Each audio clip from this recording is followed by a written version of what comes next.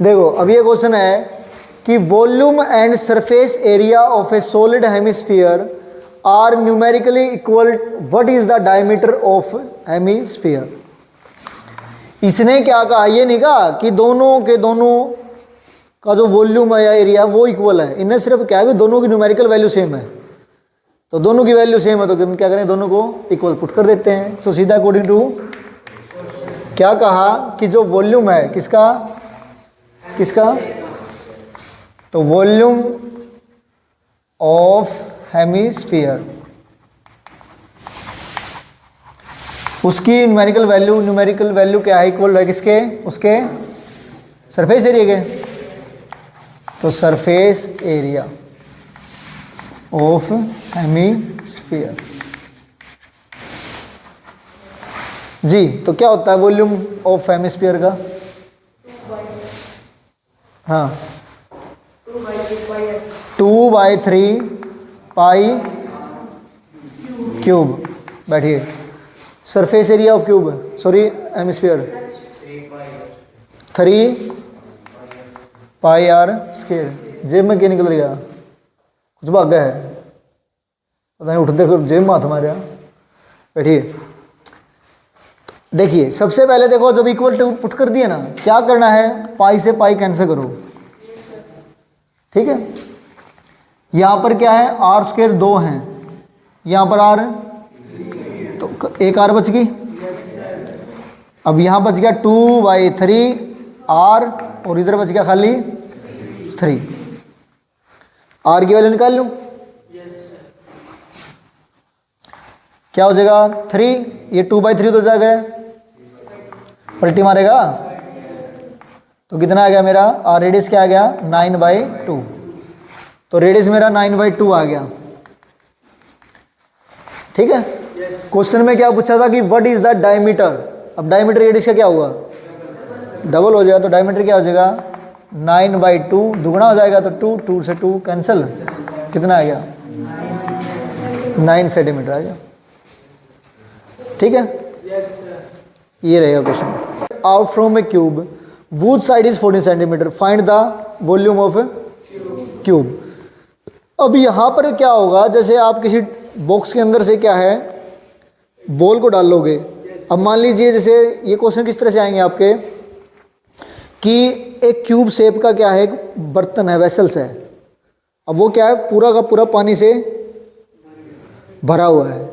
मैं तुम्हें क्वेश्चन बता रहा हूँ कि तुम्हें क्वेश्चन केस स्टडी मिलो या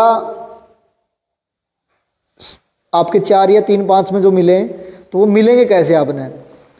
वो क्वेश्चन देगा कि एक बॉक्स है आपके पास जो सिलेंड्रिकल शेप का हो, कोनिकल शेप का हो या फिर क्यूब शेप का हो, और वो उसमें क्या पानी भरा हुआ है, वाटर भरा हुआ है, पेट्रोल भरा है, डीजल भरा है, कुछ भी भरा है, लिक्विड चीज़ भरी है। तो उसने वो क्या कहेगा फिर आगे कि मैंने क्या एक स्फीयर लिया और उस स्फीयर को उसके अंदर डाल दिया। अब वो स्फीयर डलेगा तो उसके अंदर से पानी, तो क्वेश्चन ये आएगा कि find the volume of water, कि जो वाटर जो उसमें गिर गया ना उसका वॉल्यूम बताओ भाई कितना आया। तो बिल्कुल सिंपल क्वेश्चन होते हैं कि आपने क्या निकालना है, जो क्यूब है उसका वॉल्यूम निकाल लीजिए और जो बॉल डोल ली है उसके अंदर उसका वॉल्यूम निकाल लो।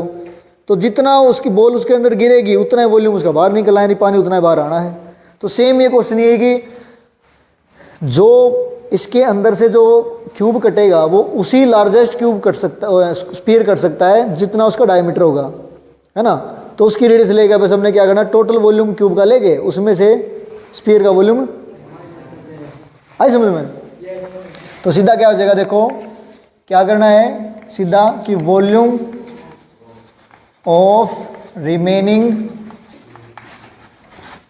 क्यूब, भाई क्यूब का जो वॉल्यूम बचा क्या होगा, देखो क्या करेंगे, क्यूब के वॉल्यूम में से क्या होता है, क्यूब का वॉल्यूम का फॉर्मूला क्या होता है, साइड का क्यूब, उसमें से क्या करेंगे स्फीयर का वॉल्यूम, क्या होता है स्फीयर का वॉल्यूम 4/3 पाई आर क्यूब। बैठिए, तो ये हमारा होता है बस आपने इसकी वैल्यूज़ पुट कर देनी है। फिर से वही बात है कि जो इसकी डायमीटर होगा वो क्या करेगा, सर जो भी स्फीयर क्यूब की जो भी साइड होगी वही सर्कल स्फीयर का क्या होगा, डायमीटर होगा। तो रेडियस 7 होगी, तो यहाँ पुट कर दो।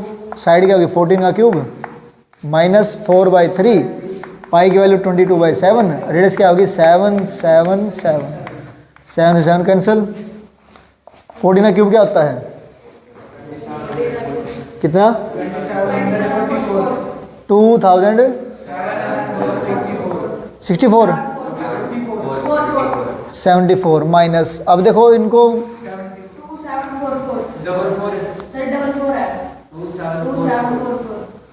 2744 ओके, माइनस अभी इसका कितना आ गया, तो 88 मल्टीप्लाई 77 49 अपॉन में 3,